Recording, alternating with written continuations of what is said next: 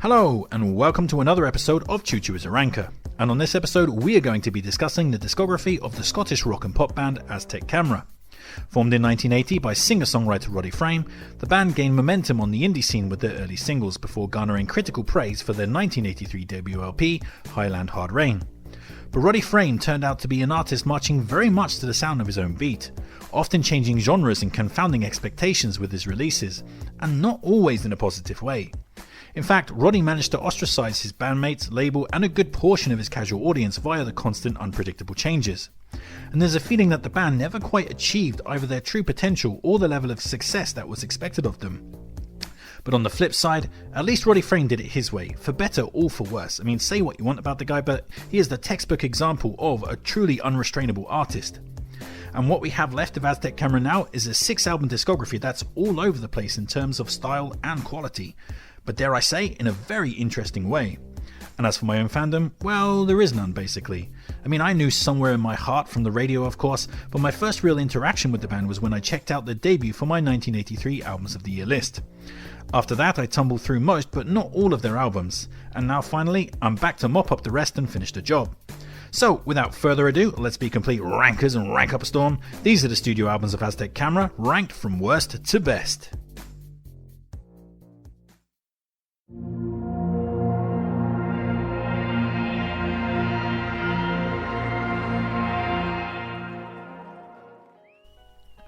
So, we're going to be kicking off this list with Frestonia, which was the band's 6th and final LP from 1995, before Roddy Frame dropped the Aztec Camera moniker and started to record under his own name. And here we have a very basic, jangle, easy listening and adult contemporary album, shorn of any really distinctive elements. The record has a very clean-cut, polite feel to it, with innocuously bland production and melodies that your grandmother would likely refer to as pleasant. But the songs lack any kind of bite or surprise. I mean, if you suspect a song is going to head in a certain direction, well, that's exactly where it's going to head, with no deviation. It's just so unimaginative, and it sounds like it's from an artist who's completely bored and probably gets a bit too much pleasure from arranging his refrigerator to be as efficient as possible. But while staid boredom is order of the day here, there are some moments where Frame's talent continues to shine. Opener Rainy Season is great with its twinkling Asian piano riffs and long luxuriating guitar solos. Sun is a tuneful jangle rocker that sounds not unlike late period Idlewild, and also has a middle eight that you'd swear was Echo and the Bunnymen. Crazy is a pleasant if predictable ballad that succeeds through nice melodies, while Sunset is a really lovely closer with some uplifting lyrics. But everything else on this gets sucked into a black hole of easy listening mundanity. The weaker cuts just kind of blend together as ignorable swill, and as such it's hard to really recommend this particular LP despite a handful of decent tunes. 2.5 stars.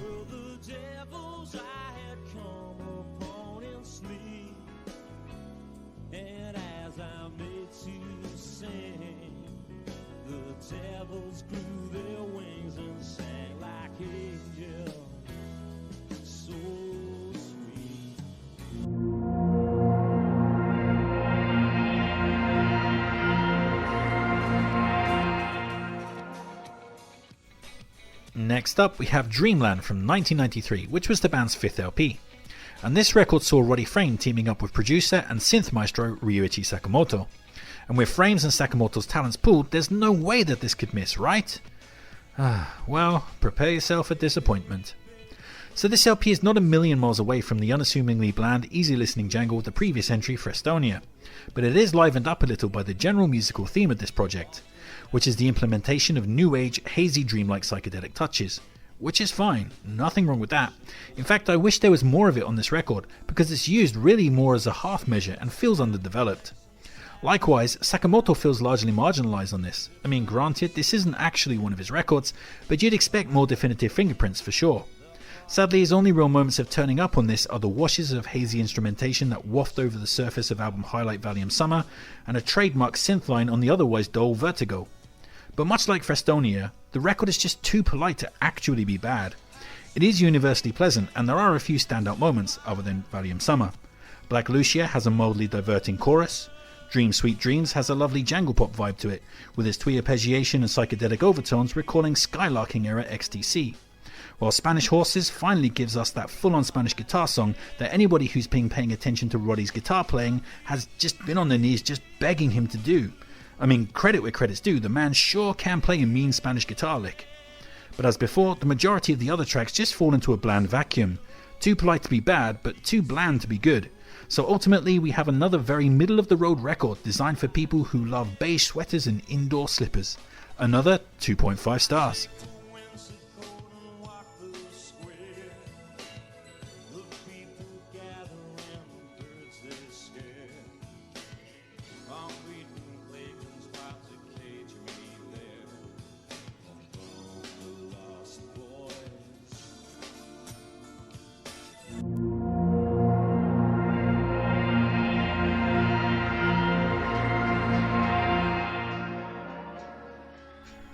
Coming in next, we have Knife from 1984, which was the band's second LP. And here we have a pretty unexpected left turn from the band. Their debut, Highland Hard Rain, had specifically eschewed all of the early 80s trendy synth and electronical aesthetics to great critical acclaim. But here on Knife, the band suddenly embraced those trends like there was no other road available. As such, the album was met with a good deal of head-scratching and critical backlash upon release, and I can understand why. I mean, not only was this seen as a sellout album by the purists, but it was also scoffed at by the trendy types for having Mark Knopfler of Dire Straits producing, which led to certain hoary old rock traits such as extended solos or the 9-minute proggy title track Knife. So yeah, this was kind of like a sellout record, but also an album with pretentious leanings. I mean, talk about oil and water. But now that the dust has well and truly settled and the trends of time are long forgotten, Knife stands as a really underrated and satisfying Aztec Camera LP. And yeah, I mean, we're really jumping up a notch in terms of quality from the last entry here, as there's plenty to love on this record. As already noted, closing track and title track Knife is a 9-minute long prog-inflected tune that has a breezy, dreamlike atmosphere and some great bluesy guitar work, as well as synths that remind me of old Sega Saturn 32-bit video games. The weirdly wintry yet also calypso vibe of All I Need Is Everything is also pretty ear-catching. The theatrical instrumental break on the track is especially fun, with some typically great Spanish trills on display. Backwards and Forwards is a beautiful ballad with one foot firmly rooted in early 60s pre-Beatles pop. Opener, Still on Fire, has an easy catchiness to it, with its stuttering guitars and 16-bit style synths, while Head is Happy, Heart's Insane is unbelievably catchy with its upbeat melody, earworm chorus and lovely horn sections. And there are moments on the track where you'd swear that Roddy Frame is the prime inspiration for Roddy Woomble, such as its musical proximity to late period Idlewild.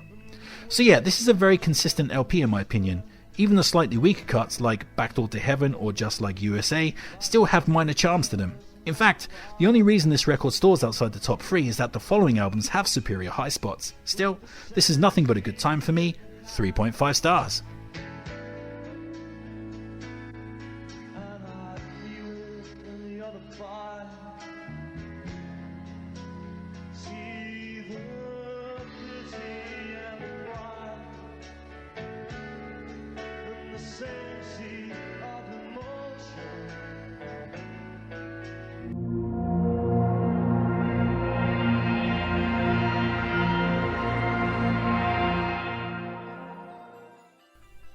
Next up we have Stray, which was the band's 4th LP from 1990. And after the mountainous pile of stinky 80s cheese that was the band's previous album Love, one might well have wondered if Aztec Camera was capable of surviving the clock switching up that flamboyant 8 for a modernistic 9.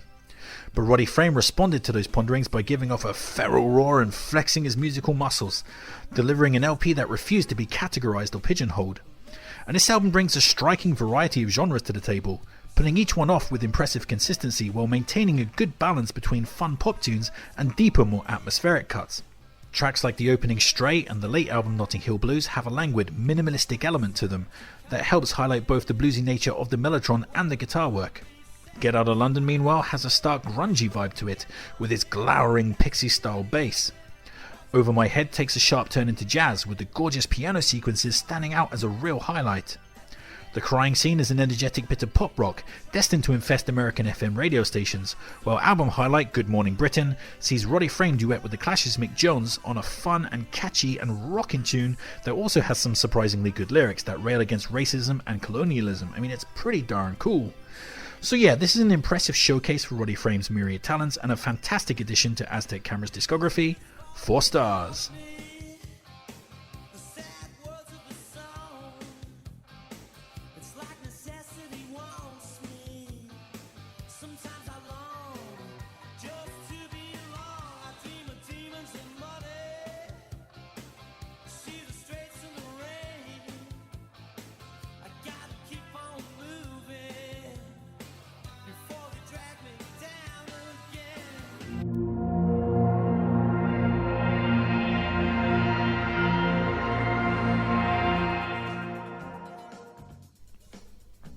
coming in next, we have the band's debut LP, Highland Hard Rain from 1983. And here we have one of the best jangle records of the early 80s, as Frame fills each song on the LP full of incredible guitar hooks and catchy vocal melodies. And at 37 minutes and 10 songs, there's just no downtime on the album, with every track delivering a sharp burst of jangle loveliness. Highlights on an absolutely stacked LP include the fantastic opener Oblivious with its gyrating Spanish guitars and catchy chorus. The Boy Wonders has a great Britpop style thrust to it, and I love the closing chants of Highland Hard Rain, Highland Hard Rain. Walk Out to Winter is absolutely gorgeous with its bluesy jangle guitars and catchy melodies that record a Christmas song without being mawkish. I mean, it always makes me think of mince pies and eggnog. We Could Send Letters is amazing, featuring odd melodic bursts and a wiltingly beautiful Spanish guitar break. I mean, chef's kiss for that guitar break. And the track also builds up to a great crescendo to boot. Release is incredibly catchy, as is Back on Board, which builds up into an epic replete with gospel singers and twisting harmonica lines, while Closer, Down the Dip ends the record with some stripped back emotion, featuring just an acoustic guitar and Roddy's lovely Scottish brogue. So yeah, I mean, this is a classic slice of 1980s jangle perfection with a lasting legacy. 4.5 stars.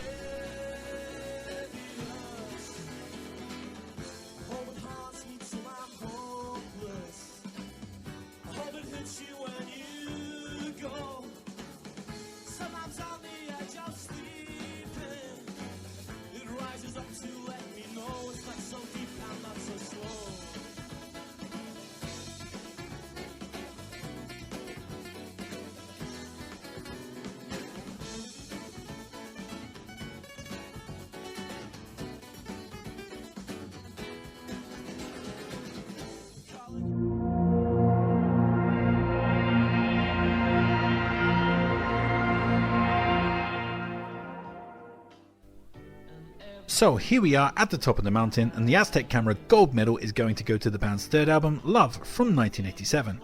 And yeah, that just happened. I just put the largely reviled Love over the critically acclaimed Highland Hard Rain. What the hell is going on? Well, Love is a terrible album. It saw Roddy Frame completely abandon his artistic principles to start chasing the dragon of cheesy 80s hits, much to his label's chagrin and confusion, which is odd, as usually they're all for that type of thing. But not this time. This change was wholly upon Frame's shoulders, as I guess he was just like, okay, time to start messing around and make some serious bank. And yeah, he just went full throttle with the 80s cheese, firing his previous bandmates and working with session musicians instead. And some of the cuts on this are incredibly crass and overblown to the point of just embarrassment. I mean, the moment on Everybody Is a Number One where he starts emulating Michael Jackson's vocal yelps, or the hee hee and woo and such like, it's just like, what the hell are you doing, man? The track Paradise has the brazen gall to prominently feature synthesized panpipes, which is the ultimate 1980s cheesy synth sin. Well, How Men Are is gobsmackingly terrible. I mean, oh my god. The smooth, sensual R&B flavor of it, that chorus of, why does it take the tears of a woman to see how men are? I mean, oh no, it just makes me want to throw up in my mouth. And the way he spells out the word perspective, P-E-R-S-P-E-C, oh Jesus, the pretentiousness. And then how the gospel singers come in at the end to just up the cheese factor. Oh my god, oh dear Lord, sweet Lord in heaven. I mean, some of the stuff on this record is so dumb that I gleefully played it to some of my musician friends, and we all laughed at it and had fun taking the piss. And then a bit later it's like, oh yeah, let's stick on a record, you know, while we do whatever it was that we were doing. So let's stick on that hilarious Aztec Camera record. And then we played it and started to ironically sing along with the choruses, and then someone inevitably broke out an acoustic guitar, and we started to work out an acoustic version of How Men Are for comedy's sake. And yeah, you can probably see where this is going. Yeah, Stockholm Syndrome all the way. All that awful, terrible, cheesy 80s crap somehow turned into terrible, awful, cheesy 80s gold. And I now love this record for all the reasons that I initially hated it. It's just such an over-the-top, idiotic fun record. I mean, it's kind of like the audio version of that movie, The Room. It's so bad that it's actually great. And all that without actually mentioning the best tracks on the LP.